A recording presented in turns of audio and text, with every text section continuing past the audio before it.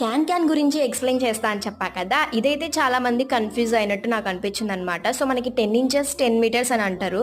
But మనకి ఇది metre vice రాదు. 10 ఇంచెస్ అంటే మనకి 1 మీటర్‌లో 4 పార్ట్స్ వస్తే 4 పార్ట్‌లో 1 పార్ట్ అనమాట 10 ఇంచెస్. 1 మీటర్‌కి 40 ఇంచెస్ వస్తది. ఓకేనా? 40 ఇంచెస్ అంటే 10 ఇంచెస్ మనం ఇలా కట్ చేసుకోవచ్చు. బట్ వాడే కట్ చేసి ఇస్తాడు కాబట్టి మనకి రీజనబుల్ ప్రైస్‌గానే వచ్చిందనమాట. చాలా బాగుంది క్వాలిటీ కూడా. మనకి ఇలా వచ్చిందనమాట. రోల్ లాగా వస్తది. ఇది 10 పీసెస్ లాగా వస్తాయన్నమాట. డైరెక్ట్ మీరు జస్ట్ ప్లీట్స్ పెట్టేసుకుని కుట్టేసుకోవచ్చు అనమాట.